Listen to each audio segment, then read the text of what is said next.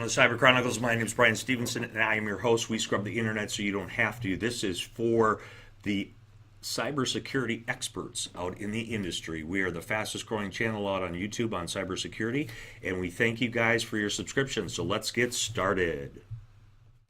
Okay, we're doing something a little different. We're going to have a broadcast in the middle of the week, and we don't do this typically, but there's so much news coming out on the internet on cybersecurity. It's almost tough to do a weekly show now. So let's start with our, we're going to have 5 articles we're going to cover in the last 3 days that have been shared the most. In our 5th place, a huge trove of medical records and prescriptions were found exposed by TechCrunch. We're going to have that link below.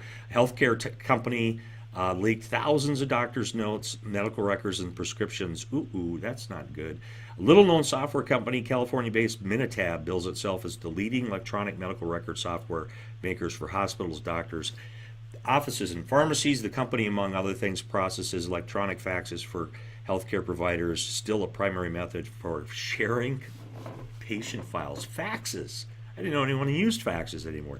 But that fax server wasn't properly secured. And according to security officials, that discovered the data. So that's our 5th most popular article coming through the week in the last 3 days, and let's move on. Okay, our next article comes to us by Wired Magazine. How hackers pulled off a $20 million Mexican bank heist. If you get a chance to read this article, it's a really good article. It explains it in depth, but we'll just cover it real quickly here. In January 2018, a group of hackers, now thought to be working for the North Korean state-sponsored group Lazarus, attempted to steal $110 million from the Mexican commercial bank Banximex. I'm probably pronouncing that wrong. The effort failed, but just a few months later, a smaller yet more elaborate scheme of attacks allowed hackers to siphon off 300 to 400 million pesos, which is equivalent to roughly 15 to 20 million from Mexican banks. And here's how they did it. So they explained it in the article. We're not going to go into it. Great article, Wired Magazine. That's our next article. This article comes to us from risktechnisha.com. That's probably not pronounced correctly either, because I have a hard time pronouncing things. Nasty WinRAR bug is being actively exploited to install hard-to-detect malware. So malicious hackers wasted no time exploiting the recently disclosed WinRAR exploit. The Windows file compression program with over 500 million users worldwide. The flaw was discovered last week by Checkpoint, gathered instant mass attention because it made it possible for attackers to install persistent malware.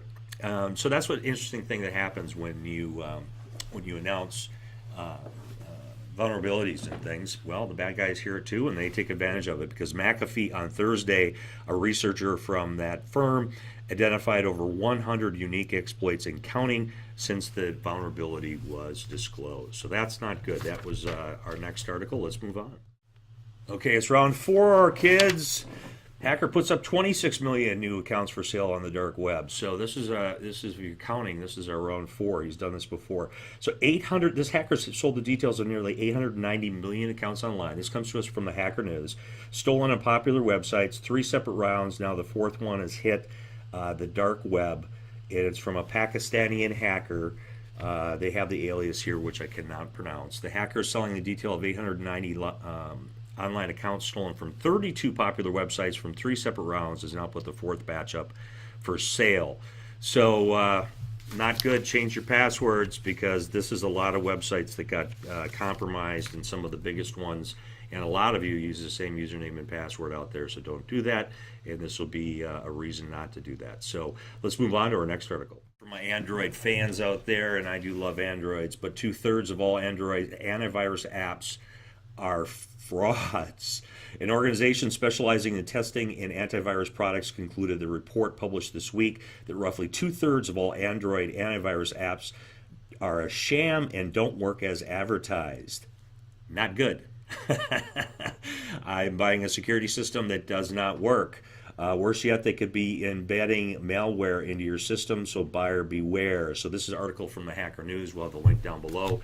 And thank you for watching our mid-week podcast. As always, we'll have our podcast on the end of the week to cover the most popular articles on the weekly basis, but we may start doing this more frequently based on the fact that cybersecurity news comes out so often.